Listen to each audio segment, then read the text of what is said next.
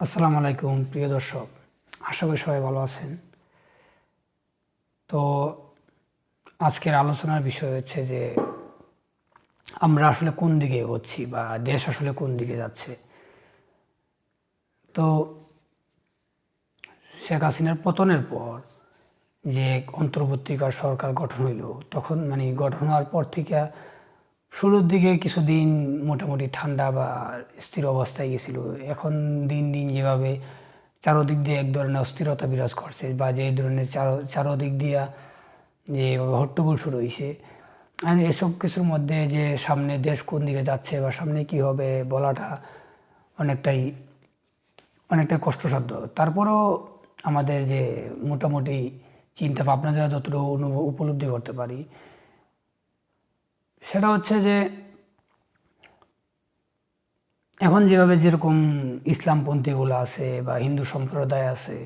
আওয়ামী লীগ আছে, যেভাবে চারোদিক দেয়া এক ধরনের এই সরকারকে চাপে রাখার বা এই সরকারকে ব্যর্থ হয়তো কিছু এই সরকারের কিছু ভুল আছে, এই ভুলগুলাকে নিয়ে এমনভাবে ঘাটাঘাটি বা এমনভাবে এগুলো নিয়ে হট্টগোল শুরু করছে যে এই তো চাপের মধ্যে মনে হয় না এই সরকার বেশি দিন টিকতে পারবো। তো এই সরকার পড়লে বা এই সরকার যাওয়ার পর যদি নির্বাচন হয়, নির্বাচন হওয়ার পরে তারপর কি হইতে পারে বা কি হওয়ার সম্ভাবনা আছে,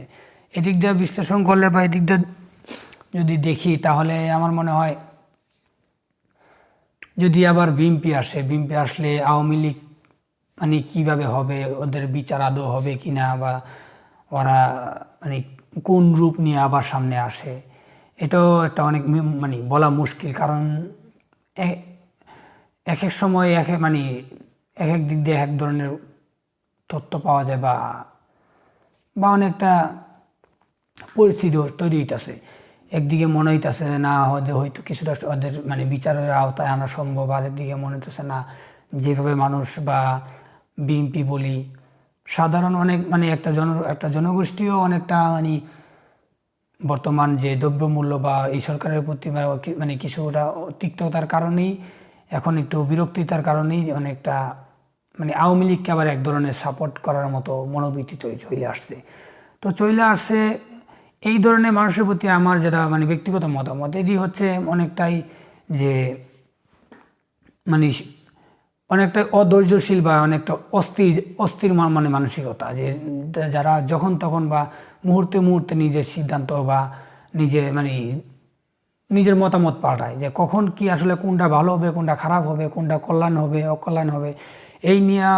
বিশ্লেষণ করার মতো বা দেখার মতো ন্যূনতম জ্ঞান বুদ্ধি তাদের নাই। কারণ তাদের থাকলে,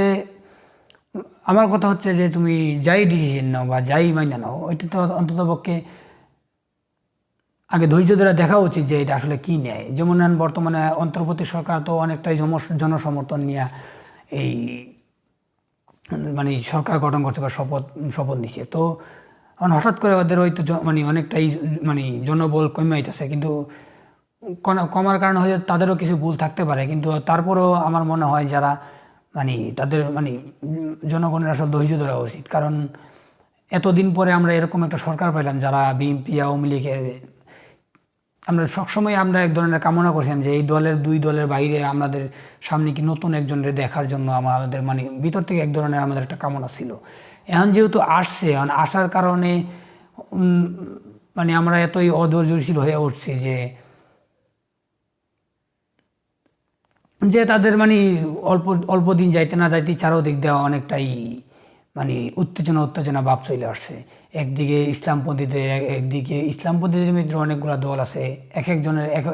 এ বলে ওইটা করো, এর বিপরীতে যায় আরেক দল বলে না ওইটা করো। আরেকদিকে এখন আবার নতুন হিন্দু সম্প্রদায়ের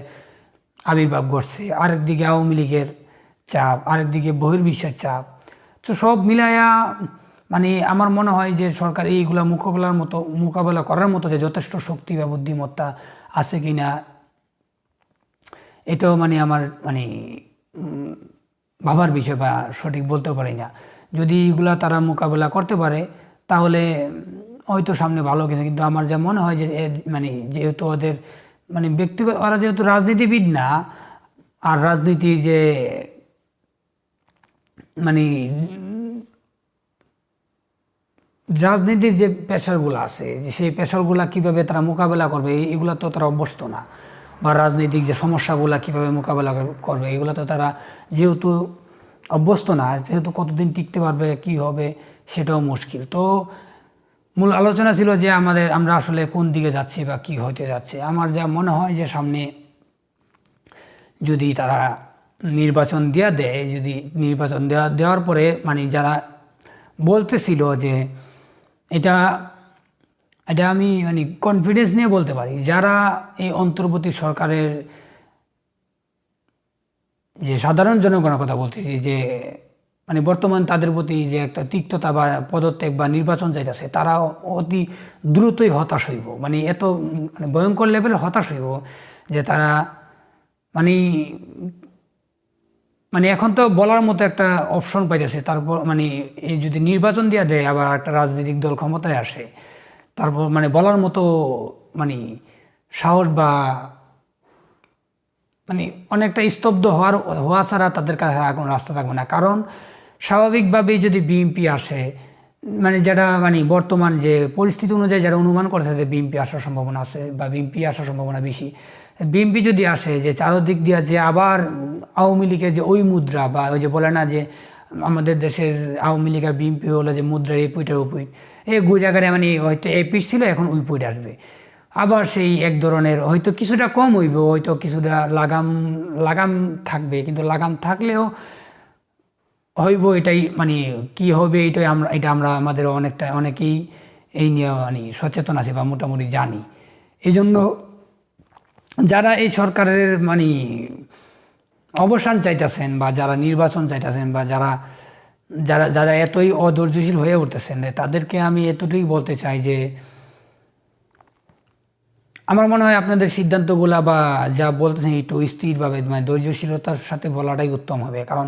একবার যদি এই সরকার চলে যায় বা একবার যদি আবার নির্বাচন বা মানে দিয়া দেয়, তারপরে কিন্তু বলে না যে শত চিলে কান্নাকাটির পরেও কিন্তু নিজের মানে এমনও হইতে পারে যে আপনার বেদনা বলার মতো কোনো অপশন থাকবো না, নিজের ভিতরে পোষা ছাড়া অনেকটা মানে মানে হজম করা ছাড়া আর কোনো অপশন থাকবে বলে আমার মনে হয় না। এতটুকুই বলার ছিল। ধন্যবাদ।